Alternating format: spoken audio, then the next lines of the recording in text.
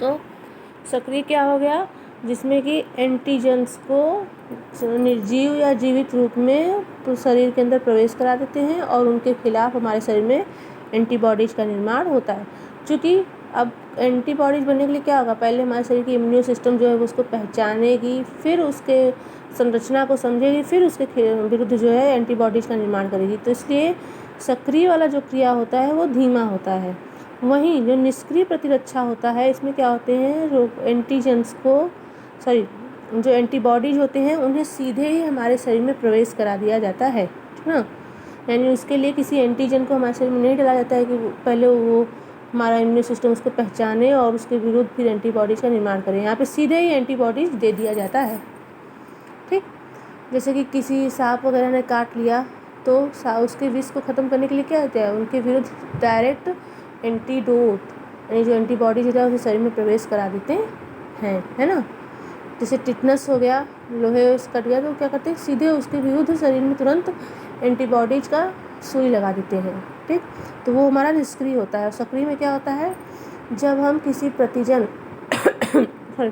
प्रतिजन यानी कि एंटीजन के विरुद्ध शरीर में, यानी कोई रोगाणु, किसी रोग के रोगाणु को जीवित या उसके अर्धमृत अवस्था में शरीर में प्रवेश करा देते हैं, तो उसके विरुद्ध धीरे धीरे एंटीबॉडीज हमारे शरीर में बनती है, वो हमारी सक्रिय होती है।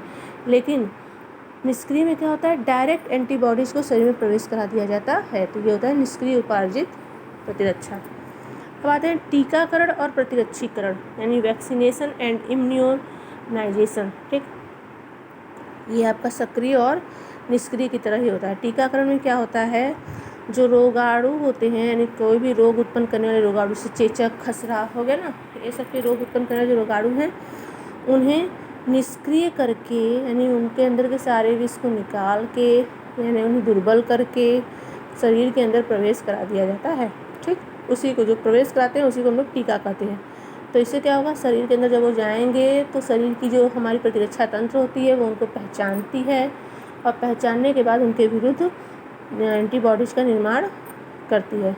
तो इससे होता क्या है, करने के साथ ही वो इम्यून सिस्टम की जो कोशिकाएं हैं वो उनको याद कर लेती हैं और भविष्य में फिर कभी अगर उनका हमला होता है तो वो उनके विरुद्ध तुरंत ही एंटीबॉडीज़ का निर्माण करती हैं और ये क्रिया तब दूसरी बार जल्दी होती है। तो इसमें क्या होता है, टीका स्मृति बी और टी कोशिकाएं भी बनती हैं, क्योंकि ये दोनों कोशिकाएं उसको पहचान लेती हैं। तो ये होता है टीकाकरण। लेकिन प्रतिरक्षीकरण क्या होता है, ये हमारा एक प्रकार का निष्क्रिय प्रतिरक्षा है, जिसमें क्या होता है, एंटीबॉडीज को तुरंत शरीर में प्रवेश कराया जाता है। जैसे टिटनस हो गया या सांप ने काट दिया, तो इनके एंटीडोट को तुरंत शरीर में, एंटीबॉडीज को तुरंत शरीर में प्रवेश कराता है ताकि इनका प्रभाव खत्म हो जाए।